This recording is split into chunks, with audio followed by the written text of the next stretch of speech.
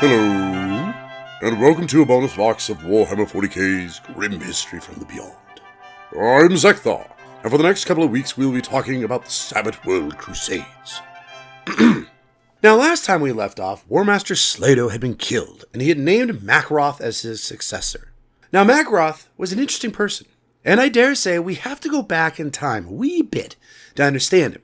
Now, Macaroth first distinguished himself as a young Ostra Militarum commander at the end of the first decade of the Sabbat World's Crusade during the assault of the chaos-held world of Belhot in 765.M41.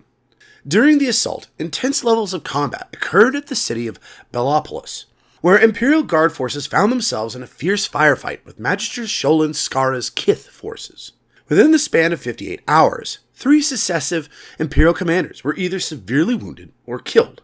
Hearing of the plight faced by the Guard at Belopolis, the Warmaster sent an immediate dispatch to promote Macaroth to the rank of Marshal, in order that a commander so young could garner the necessary respect from the men under his command at that Emperor-forsaken hour. Yet, we mentioned this last week, but what of the man? What of his history? Well, before Belhot, Macaroth appears only once in the Crusades annuals, during the initial Imperial invasion of the Sabbat worlds. Slato had become frustrated with the slow progress of the invasion of Formal Prime, and the heavy casualties being inflicted on his men. He exclaimed, "Show me men who know how to fight." And one of his subordinates retorted, "Follow me to the morgue, sir, and I'll show you plenty." This remark was always attributed to Lord General Carell, but on his deathbed, Carell swore it had been his deputy, Macaroth. But getting back to Belhot, in truth, the Warmaster may have believed the Battle of Belopolis a lost cause, as by hour 65 of the battle, the overall situation seemed hopeless. Fortunately for the forces on the ground, the ferocious enemy resistance in Belopolis ultimately began to falter. Macaroth had succeeded, against all odds, in rallying his fractured forces to drive an Imperial offensive into the central wards of the city. Trusting his own wit and instinct, a trademark aptly demonstrated in his later career, Macaroth made his command decisions only as the situation dictated, eschewing standard Imperial tactical practice. By the 9th day of the battle, Macaroth's forces had managed to punch through the banks of the chlorine gas released by the enemy and stormed the last of the central wards. By day's end, Macaroth had successfully turned an expected rout into a much-needed Imperial victory. The young Marshal had unequivocally established his credentials as the Imperial commander to be taken seriously in the Crusade. When Slato received word of Marshal Macaroth's success at Belopolis, the Warmaster was reported to have been struck mute with great admiration. Yet, Slato died taking Belhot, but before he did, he named his successor, Macaroth. A period of bitter political infighting soon ensued, but Macaroth managed to cling to his rightful position as the newly appointed senior commander of the Crusade.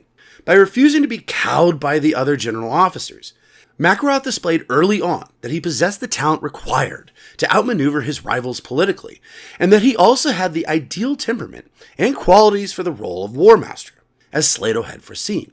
In the decade following the Belhot campaign, Warmaster Macaroth became regarded as one of the foremost Imperial military commanders of his time, standing upon the shoulders of his noble predecessor, and using the solid gains of the early days of the Crusade as a springboard towards further Imperial victories.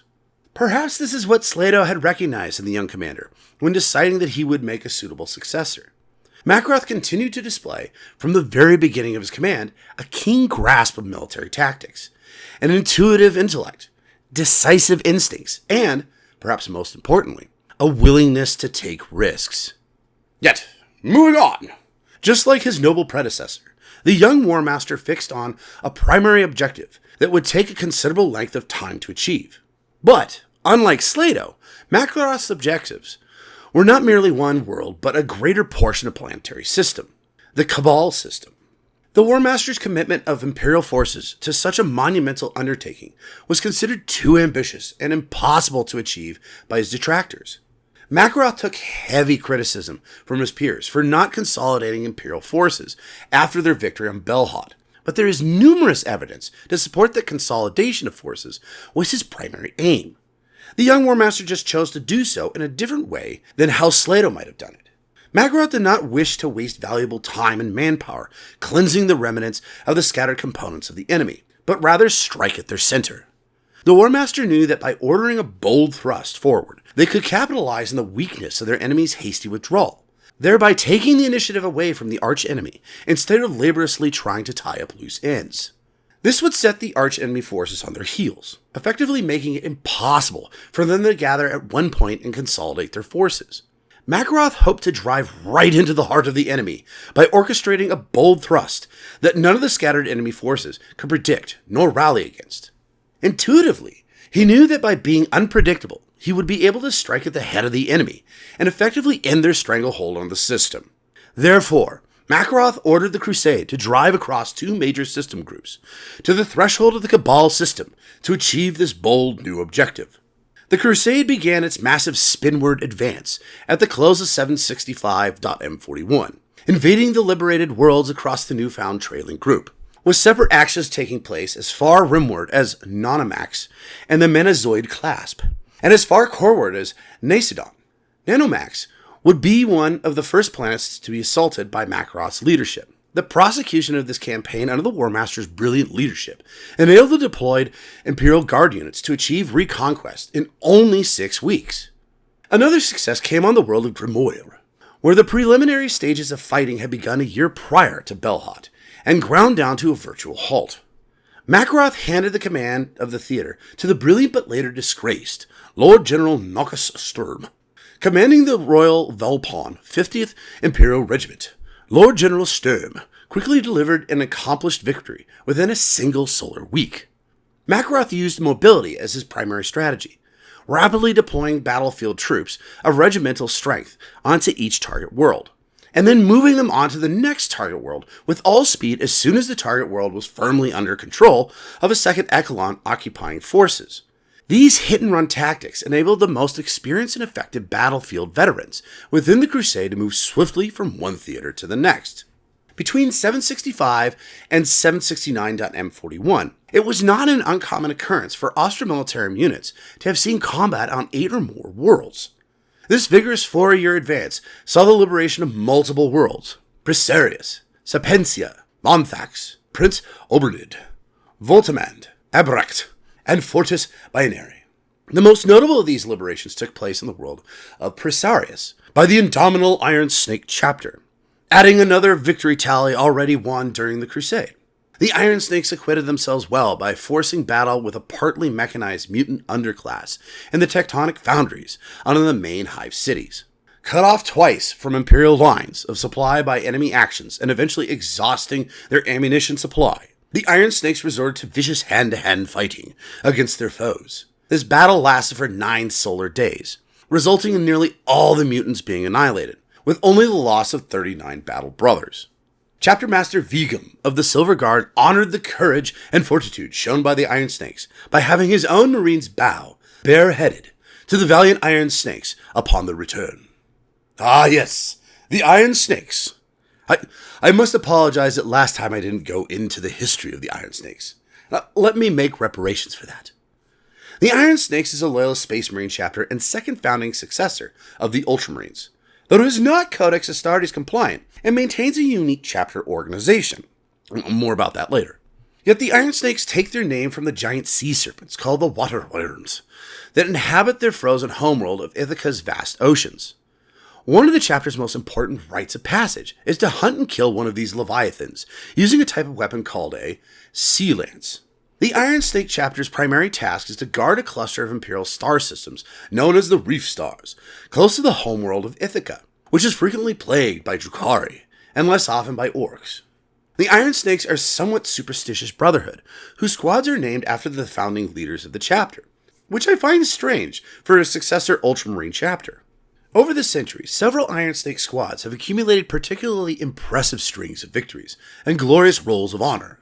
The history of squads Scipio, Parthias, Vea, and Thebes are the stuff of many great sagas. But how do they differ from their Codex Astartes brethren, the Ultramarines? Well, while the nominal fighting strength of the chapter has kept at the Codex Astartes approved 1,000 Space Marines, the Iron Snakes do not appear to use the Codex prescribed company structure.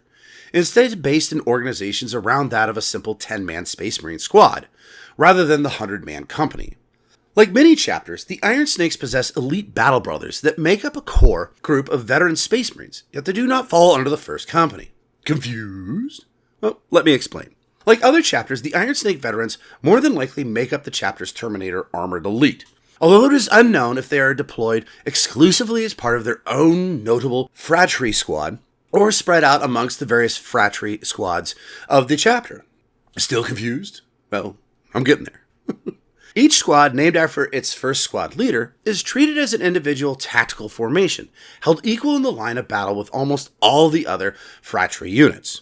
Only those squads referred to as notables, aka veterans, are seen as an elite of the chapter. And even then, the notables do not properly represent a pool of veteran Space Marines, as in the first companies of most other chapters. This is due to the way in which the Iron Snakes feel their new initiatives. Recruits, referred to as petitioners, within the chapter do not appear to take the field as scout marines, like the neophytes of most other chapters. Instead, they operate as chapter staff and personal servants for the full battle brothers. It reminds me a wee bit of the Space Wolves Blood Claws. When casualties incurred require the elevation of petitioners to the rank of full Space Marines, the petitioners try out for the position by engaging their potential squad mates in single combat competitions. Winners of these competitions, or those judged particularly skillful by the squad sergeant, are chosen to become full battle brothers and Fratry members. Places in the notables are competed for in the same way as any other squad, which means that the notables are just as likely to have petitioners in their ranks as they are to have hardened veteran Space Marines. Of course, the petitioners that manage to win a place in a notable squad are likely to be the best of their generation. When a squad is completely wiped out, it is reconstituted under the original name, with its new sergeant being promoted from the ranks of the elder and more veteran battle brothers of the other squads. Each squad leader is expected to eventually nominate a successor from within his squad, who will be chosen to accompany him to officer-level briefings and take over command in the event of his death. This Astartes will likely remain tied to his squad until his own death. As such, seconds are not promoted out to command other squads. Each squad will also contain a standard bearer, who fixes the squad's colors to a special mounting upon his armor, and a support weapons trooper, with a plasma gun and flamer appearing to be the chapter's favorites for the weapons support role in the squad. The notable squads also appear to customarily include an apothecary as one of their number, and such pestilous Space Marines are a common feature of other Iron Snake squads as well. The number of field apothecaries in the Iron Snakes appears likely to be higher than that of a full Codex Astartes compliant chapter. Whew. Well, now that you have the understanding of the Iron Snakes, perhaps we move on to the rest of the campaign, shall we? Inevitably, other actions did not fare so well for the Imperial forces of the Crusade, most notably the disaster that befell the Emperor's servants on the fiercely contested world of Parthenope.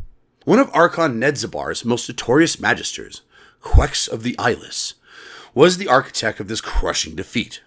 After the flight from Belhot, Quex had reconsolidated his forces on Parthenope. The Imperial force sent General Onatur, commanding 20 divisions, to re-secure the world. Magister Quex ordered a feint and made it appear as his forces were collapsing under the initial Imperial assault. Coaxing the Imperial troops into an advance across the Keterad highlands, the Magister's forces then encircled and outflanked Onatur's troops. Onatur was beset from all sides and attempted to withdraw his forces. With no further reinforcements, Onatur and his forces were slaughtered to a man, with their final fate being suppressed by the Inquisition for morale reasons. Emboldened by his bloody triumph, Magister Quex sent out his warship and pursued to destruction the components of the Crusade fleet that had brought the hapless Onatur and his allies to Parthenope. This was the third largest single fleet engagement of the campaign to date, resulting in a total victory for the forces of chaos.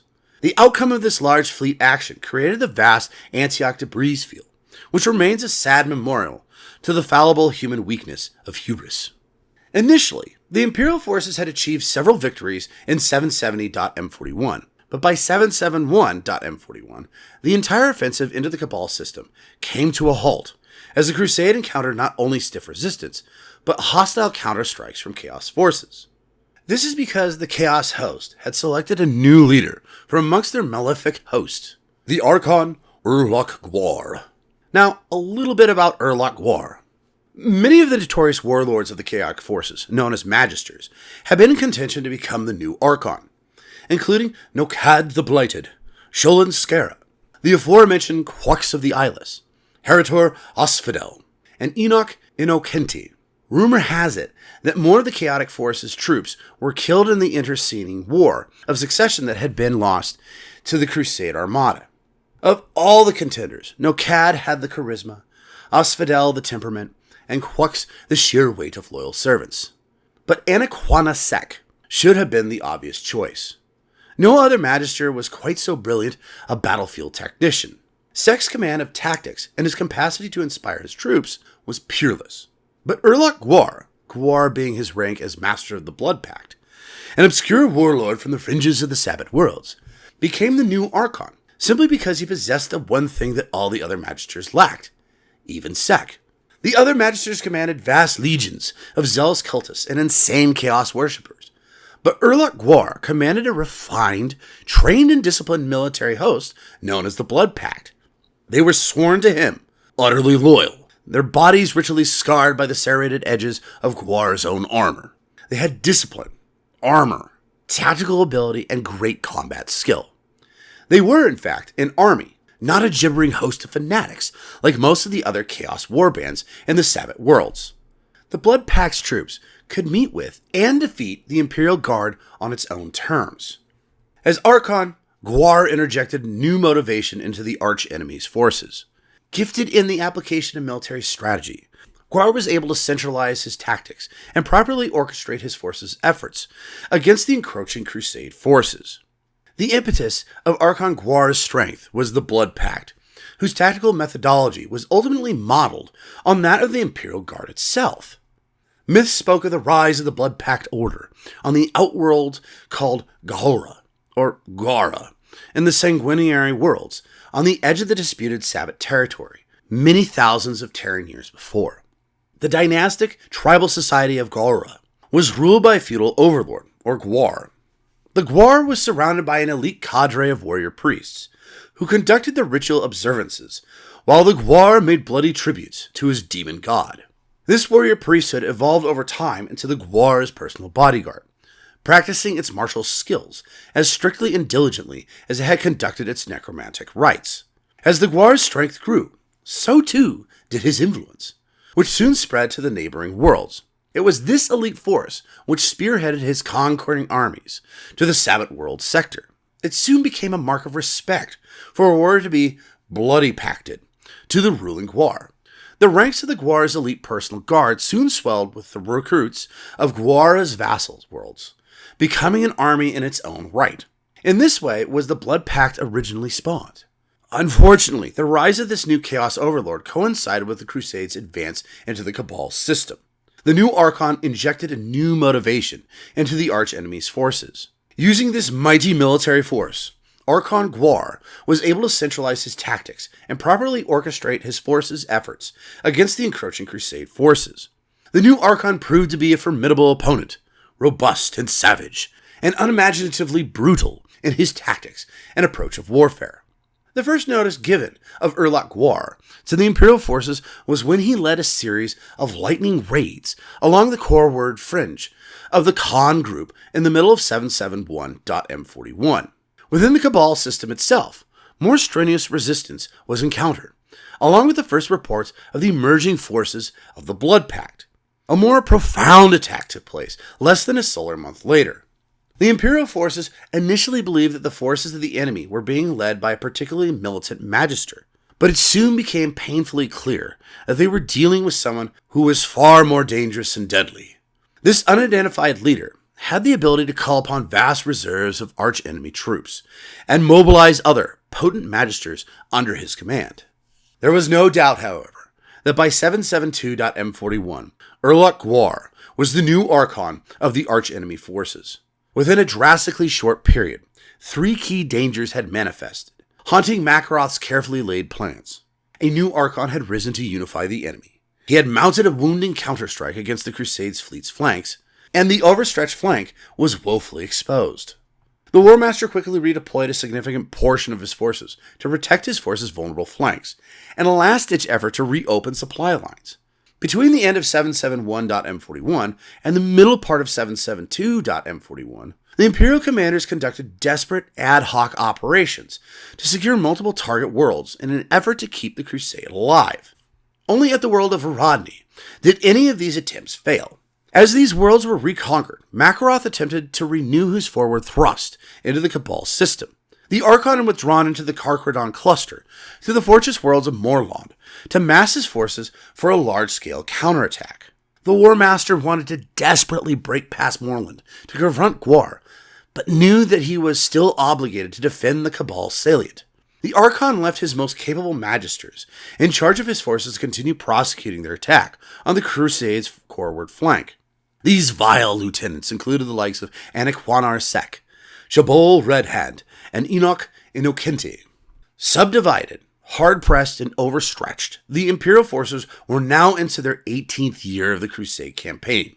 The fortress world of Morlund continued to prove to be a thorn in the Warmaster's side, stubbornly holding out against Macaroth's assault. By this time, much of the Crusade's forces were spread thin, fighting simultaneous actions across the Khan group and the trailward half of the Cabal system. The coreward flank continued to be harried by the arch-enemy forces, conducting counter-strike raids. If these raids couldn't be halted outright, the rising intensity of the raids would eventually spell disaster for the Crusade. The Warmaster Macaroth's forces risked being split in half, with the Warmaster himself and a greater portion of the Imperial forces cut off and surrounded. They would then be annihilated by the arch-enemy.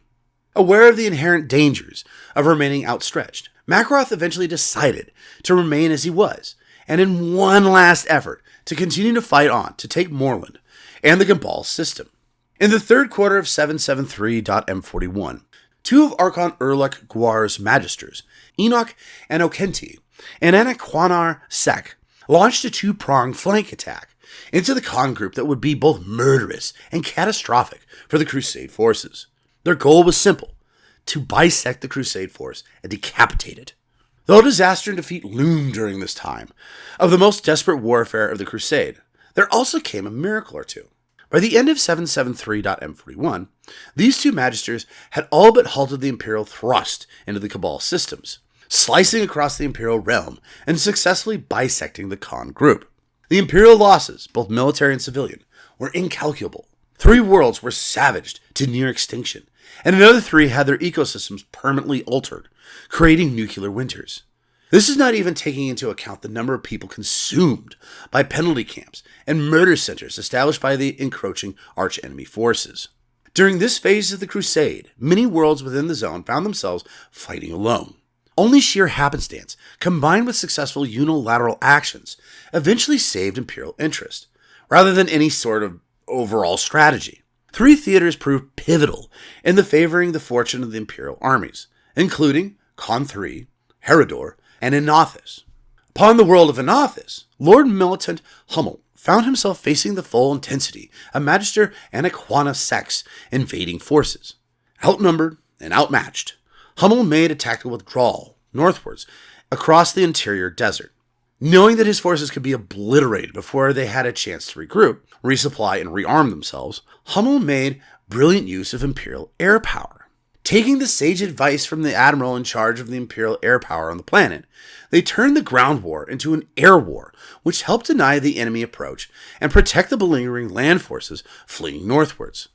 The war finally culminated in the most elaborate air battle of the entire Sabbat Crusade, to date, on the 270th day of 773.M41. Suffering large-scale losses, the arch-enemy forces' advance eventually faltered. By early 774.M41, Magister Sek had fled the planet. Hummel had shown that through valor and determination, the Chaos attack could be repulsed. On Con III, Lord General Bulletin, the most cautious and focused of all within Macaroth's senior staff, found himself pitted against the forces of Magister Shabol Redhand, a notorious monster who left a trail of burning worlds in his murderous wake. Fortunately for the Imperials, Redhand lacked organization and discipline, a fact that the Lord General would take full advantage of when their forces clashed. supported by 2 separate armored brigades. Bolded forced an opening in the archenemy's lines, then sent foot companies from 2 Austromilitarum regiments to flank Red Hand's forces. Panicking, the Magister drew his forces closer to him. A heavy tank battle soon ensued, and Bolded quickly pressed in, with 3 battalions of troopers with Titan support. Magister Chabot fled to the highlands, and soon found himself surrounded by an armored brigade commanded by the Lord General himself. Though the allegorical tales tell of how Boladin met and slew Chabot in personal combat, many regard these tales as speculation and hearsay. What does matter is that the vile Magister met his ultimate fate upon the high ground and was killed. Though the Lord General had achieved a major victory, enemy forces would continue to harangue the Imperials for the next 22 solar months of intense fighting. Now, although the Battle of Herodor was a much smaller scale operation compared to such significant clashes as the one on the world of Ignothus, its importance cannot be undervalued. Herodor is agreed by Imperial scholars and strategists to be the turning point for the fortunes of the Crusade. The planet's only claim to significance was that it was one of the Holy Worlds visited by Saint Sabbat deity during her original crusade within the region, millennia earlier. The planet held no great tactical significance, yet Magister Enoch Innocenti chose to lead the assault there personally, perhaps in an effort to prevent the miracle that was about to occur. Commanded by Lord General Lugo, an Austromilitarum force supported by local PDF, occupied the sacred balneary shrine and religious center of the principal city of Savatus Beati in order to defend it from attack. Now, reliable information in regards of what occurred during the assault remains unclear, with the exception of the early stages of the attack. A young, raven-haired Asholi woman, born on Hagia, emerged from the imperial citizenry, claiming to be the reincarnated saint, who had also originated on Hagia, though the validity of this was initially called into question by Lugo's detractors at the time, as some claimed she was merely an actress selected to play the part by Lugo in order to boost imperial morale. However, it now appears that the extraordinary truth of the matter is far more interesting. Whatever her mysterious origins, this unidentified girl took on the mantle of the deity, and for all intents and purposes became the beloved Saint Sabbat, exhibiting powers and abilities beyond the normal ken of average mortals. This living saint inspired the imperial forces, stirring the resolve with her holy presence.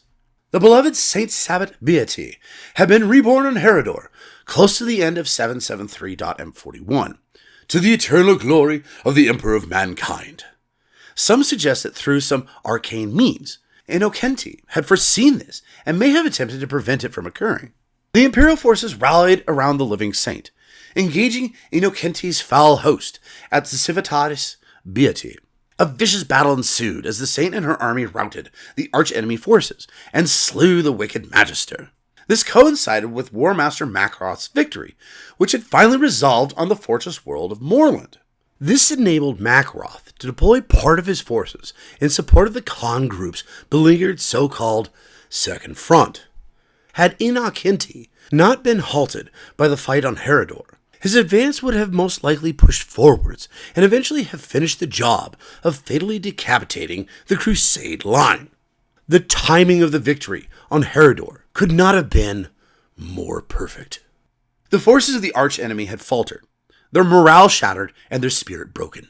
The Magisters had ultimately failed where it really mattered, as the calamitous effect of their defeats spoiled their carefully strategized maneuver. Soon the news of the reborn saint spread amongst the ranks of the Crusade, inspiring their impetus to drive forwards and deny the Archon's minions. Only the forces of Magister and Warsec managed to maintain any type of solid cohesion in the face of the imperial victories. Sek was possibly the most gifted strategist in the Sabbat worlds in the service of the ruinous powers. There were even troubling intelligence reports reaching Macaroth that Sek was building his own army to rival the Blood Pact, the Sons of Sek.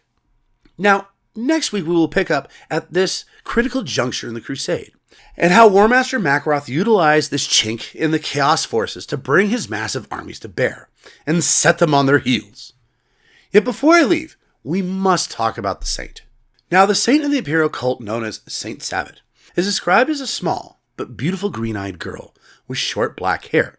She was born Sabbat deity around the year 500.M35 on the pastoral world of Hagia, in the sector of the Segmentum Pacificus that afterwards became known as the Sabbat Worlds, to a simple shepherd. At this time, while humans loyal to the Imperium had established footholds in the region of the Sabbat Worlds, much of it was incredibly wild, ruled by the hand of chaos-worshipping barbarians, as well as hostile Xenos. Even those planets that were ostensibly loyal to the Emperor were well outside the bounds of the Imperium of Man.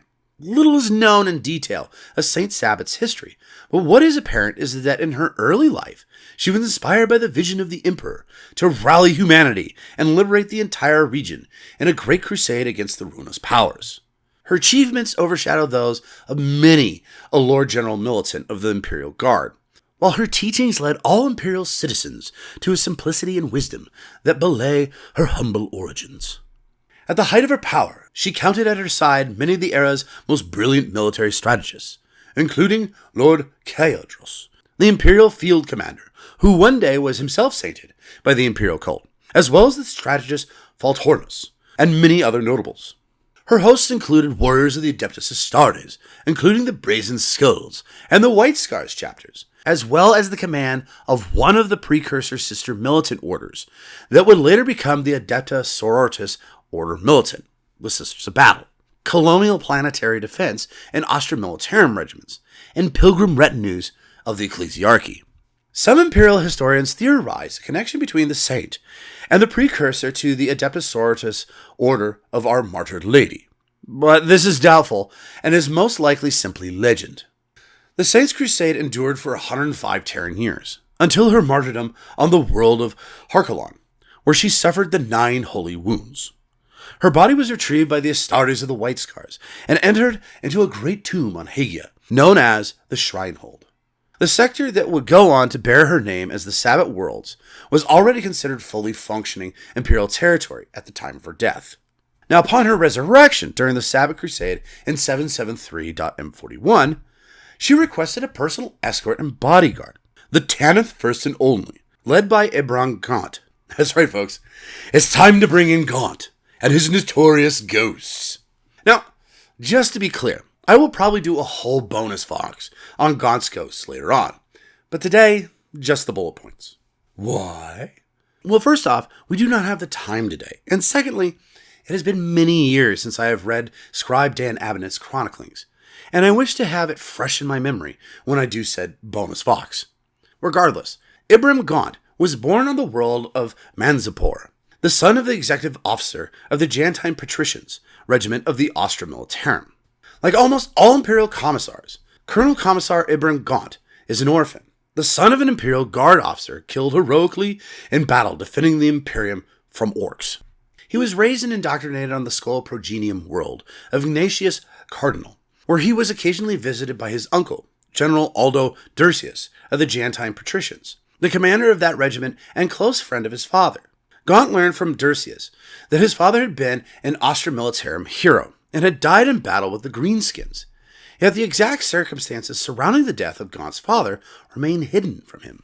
As a cadet commissar, he served under Commissar General Delane Oktar of the Harkin regiments, gaining the full rank of commissar on Oktar's deathbed after the Commissar General was poisoned by orcs on the world of Gyletus Decimus. Now, hang on a second. I have to stop here for a second. Poisoned? That doesn't sound very orky to me. But then again, you know those purple orcs are rather sneaky. Anyways, it must be noted that while serving with the Harkins as a cadet, Gaunt encountered a captive girl who had been touched by the warp, and upon questioning the rogue psyker, he discovered the fate of his father. The elder Gaunt had served on a mission in an enemy-held world, but had been abandoned by the cowardice of General Dursius and left to die.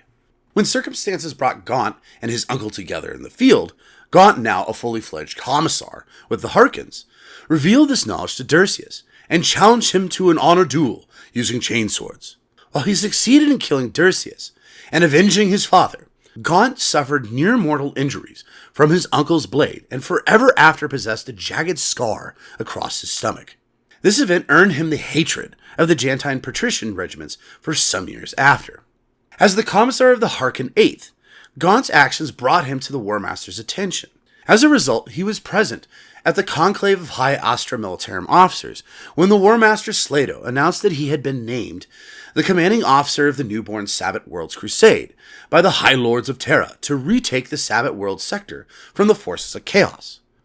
Following his vengeance against Aldo Dercius, Gaunt served as the ranking officio praefectus agent for the 8th Harkons, and played a crucial part in the battle for the world of Belhot, during which he led his men alongside the Warmaster Slato in the center of the Imperial front, in the Mud Lakes.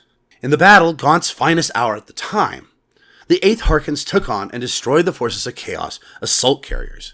They stormed the Oligarchy Gate, the first Imperial unit to do so, and destroyed the Tower of the Plutocrat, ultimately winning the battle and earning the Harkons a place in the Annuals of Imperial Glory. This first great victory finally opened up a corridor into the Benighted sector for the Crusade to advance against the arch-enemy. But the triumph came at the cost of Slato's life, who had been mortally wounded during the fighting. As he lay dying, Slato gave the young commissar another deathbed promotion, this time to the rank of Colonel Commissar, allowing him to command 3 full regiments of the Imperial Guard. As a further extraordinary reward, Slato granted Gaunt's regiments the right of settlement, the opportunity to retire from the Emperor's service and settle the first world that they conquered in the sector. This would prove a great incentive for the men and women of the Tanith after the destruction of their homeworld. No, hang on. Sorry, I'm getting a little ahead of myself. Now, when Gaunt arrived to take control of the 1st, 2nd, and 3rd Tanith regiments on their founding day, Tanith fell to a surprise Chaos attack. Gaunt ordered the forces of Tanith to retreat, depriving them of the chance to fight and die for their homeworld. The retreat was costly. From 3 entire regiments, there were less than 4,000 survivors, and not a single officer of the 3 regiments made it off of Tanith. While waiting for orders, Gaunt was instrumental in the reorganization of the survivors, reorganizing the men into the Tanith First and Only, and promoting the non-commissioned officers and soldiers who had shown initiative and leadership during the retreat and subsequent reorganization to officer positions. The Tanith were ordered to the world of Blackshard, and during their successful first engagement were dubbed Gaunt's Ghosts, a moniker that would stick with the regiment for the duration of its existence. Gaunt is considered to be an unconventional but effective leader, slowly winning the devotion and respect of the soldiers who initially hated him for letting their homeworld fall to chaos without a fight. He is feared among the upper echelons of the Imperium also, as much as he is feared by the forces of chaos, as he is a model for honor and defiance of corruption in all forms. He is respected by many soldiers and commanders because he leads from the front, attacking the enemy alongside his men. He gained great respect with his men and new recruits for the Tanith First and Only when he killed the Chaos Warlord Herodor Esfondel during the battle for Verghast. However, some would consider his unorthodox approach and rank problematic, as in many ways he fails in his duty as a commissar. His ability as a leader is never questioned. Indeed, he has been approached for promotion several times. But to assist his duties as a commissar, Victor Hark was introduced to the regiment. Now, I could go on and try to explain the great many heroes of the Tanith First and Only, yet I won't. What I will mention is probably their most important battle, the battle for Verghast. The planet Verghast is an Imperial hive world in the Sabbat Worlds sector that became a crucial point of contention in the Sabbat Worlds Crusade in 761.M41, when Chaos corrupted the people of the hive city of Pharaoh-Zoica. These Chaos cultists, numbering some 13 million people, almost the entire population of the hive, and they in turn attacked their old rivals, the nearby loyal hive cities of Vanek and Vervenhive. Vervenhive, despite having a larger population, could field military forces numbering only about 500,000 troops to meet the Zoican forces. So its leaders sent out an astropathic plea to the Astra Militarum for forces to defend itself, and to the northern collective hive cities of Verghast for planetary defense forces to hold the line against the vicious horde of Zokian chaos cultists, heavy armor, and mutants. After receiving Vervenhive's request for assistance in facing the Zoican assault, the Imperial Crusade in the Sabbat World sector dispatched the Tanith First and Only Regiment of the Imperial Guard to aid the hive city's defense, as it was not known at the time that the Zoican forces were servants of the ruinous powers.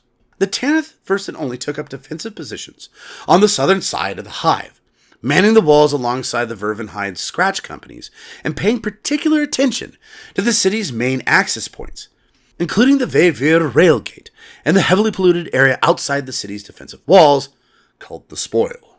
Early in the deployment, the Tanith Regiment witnessed the massive explosive flashes of the thermonuclear detonations that the Zokians unleashed against Vanek Hive, which reduced the massive Hive city to a radioactive scrap pile. Vervenhive, on the other hand, was protected from artillery bombardment by a powerful void shield, which was projected over the top of the Hive. But the garrison was under constant assault by Zokian soldiers in heavy infantry armor and a powerful force of Zokian main battle tanks. However, the corrupted High Master Salvador Sondar of Vervenhive, following orders from the Chaos Warlord, the Herodor Osfidel, who was the commander of the Zokian forces, deliberately lowered the void shield at a crucial moment to allow the Zokians to unleash a full bombardment. Much of the Hive City was destroyed in the devastating barrage until a desperate strike force, led by Colonel Commissar Ibram Gaunt, managed to infiltrate the High Master's quarters and bring the void shield back online.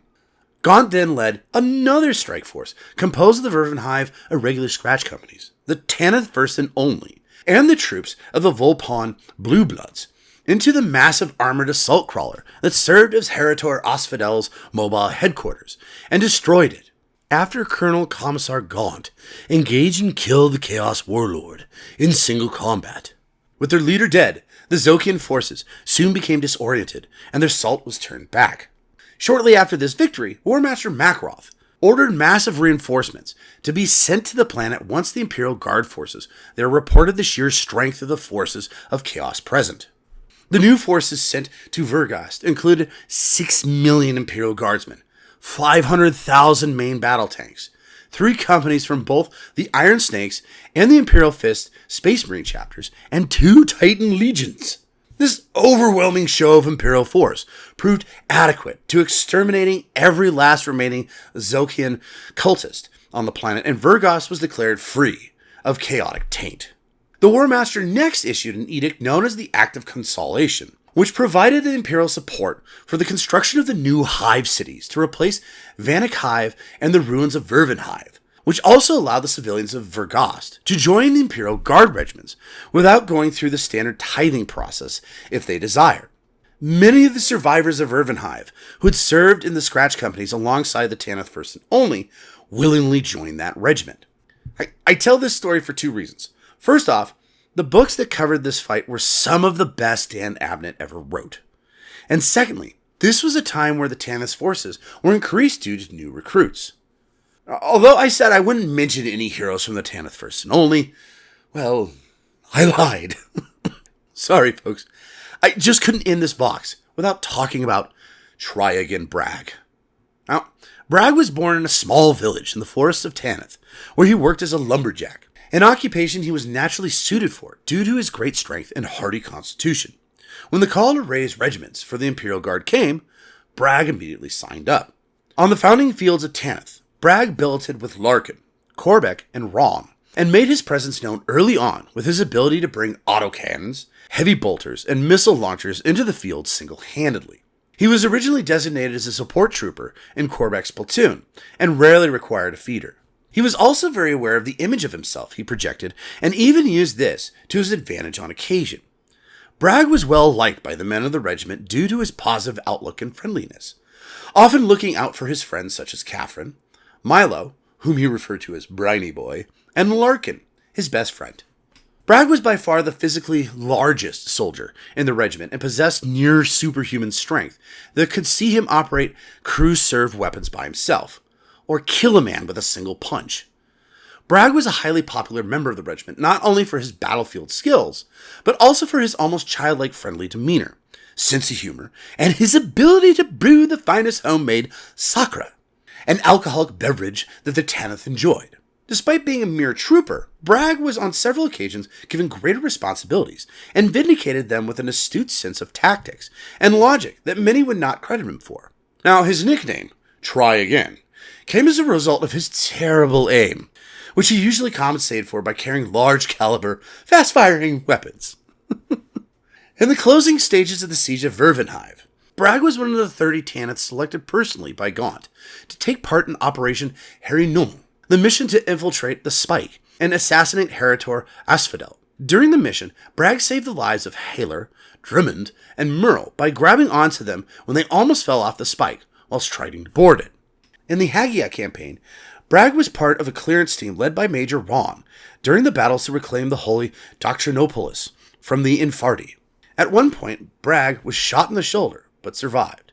While recuperating, Bragg and 4 other troopers volunteered to accompany Colonel Corbeck and Captain Dwar to the Shrinehold of Saint Sabbat after the officers had experienced visions of the Sabbat martyr, in defiance of the guardsmen's orders to evacuate Haggai in the face of incoming Chaos reinforcements. Along the way, Bragg struck up a friendship with Trooper Vanderfield, one of the new Verghastite recruits drafted in the regiment following the siege of Vervenhive. Corbeck asked Bragg to watch Vanderfield, who had been suffering from severe mental stress. Eventually, the guardsmen reached the Shrinehold and met up with the rest of the Honor Guard, who were defending themselves against an army of the Infardi that had followed them up into the Sacred Hills. Now, during a lull in the fighting, Vanderfield made his way to the Shrine's sepulchre, clutching a jetty stick that he had found on the journey, convinced that it was the saint's own because, as I mentioned before, the saint in her prior life had been known as a shepherd. Bragg followed Vanderfield and tried to calm him down, but they were confronted by Greer, the driver that Captain Dwar had coerced into operating the Chimera that they had taken to get to the Shrinehold.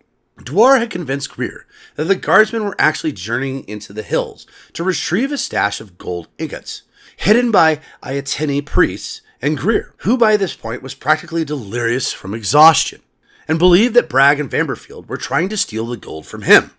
Although Bragg and Vanderfield tried to persuade him, Greer shot both of them with his auto pistol. The Tanith medics were able to resuscitate Bragg. However, Vanderfield slipped away from them, made his way back to the Shrinehold, and guided by a final vision, took a silver trinket of the saint that Dwar had been given back in the Doctrinopolis.